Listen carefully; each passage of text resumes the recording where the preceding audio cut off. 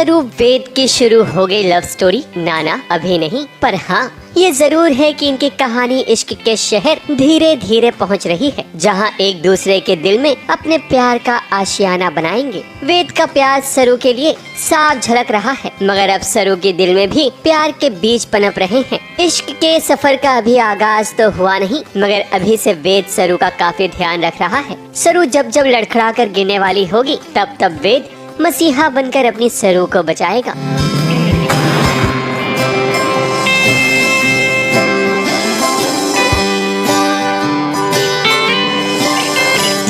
इनके जो मोमेंट्स बन रहे हैं, कभी कभी जैसे आप अभी शो पे देख रहे होंगे कि इनके मोमेंट्स बन रहे हैं, तो या वेद को कहीं ना कहीं सरू से थोड़ा थोड़ा प्यार हो रहा है। और ये बात मुझे भी पता लग रही है कि इन दोनों के बीच कुछ तो चल रहा है। अन्नपूर्णा जी के घर पे पूजा चल रही है, उसके लिए उन्होंने सरस्वती और फुला को बुलाया है, इनवाइट किया है।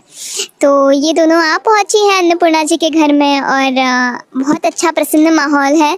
सरू वेद के घर आई थी पूजा में शामिल होने के लिए, मगर जब वो घर जाने के लिए रवाना हो रही थी, तब अनिका ने ऐसा खेल खेला जिसकी उम्मीद सरू को थी ही नहीं। अनिका ने फ्लोर पर तेल गिरा दिया था ताकि वो सीढ़ियों से गिर जाए और उसे नुकसान पहुंचे। अनिका के अंदर इतना गुस्सा सिर्फ इसलिए है क्योंकि वो वेद और सरू को एक साथ नहीं देख सकती। लेकिन जब सरू को अनिका देखती है, अनिका और अनिका की फैमिली मतलब नानी और माँ के नजरों में वो आती है, तब ऑब्वियस सी बात है कि उनके दिमाग में कोई षड्यंत्र रचने की शुरुआत हो जाती है और फिर वो उसे गिराने के लिए फ्लोर पे तेल डालती है और सरू स्लिप हो जाती है, लेकिन वेद उसे समय पे आके बचा लेते हैं। जितना करीब सरू और वेद आ रहे हैं, उतनी ही जलन अनिका की बढ़ती जा रही है, मगर भला हो वेद का जो मौके पर पहुंच गया और उसने सरू को बचा लिया। पर कहते हैं ना, जो दूसरों के लिए गड्ढा खोदता है वो खुद उसी में जाकर गिरता है, जैसे कि अनिका खुद अपनी ही चाल का शिकार हो गई।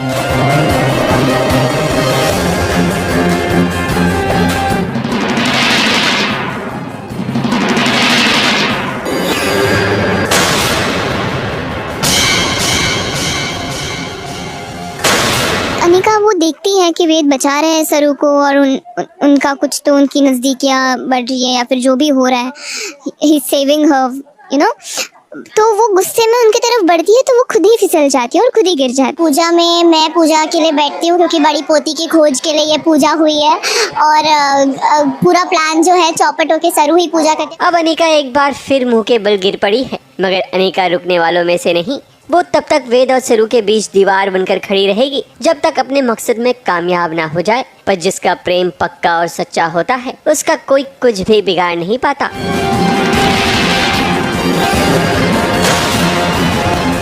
ABP news report.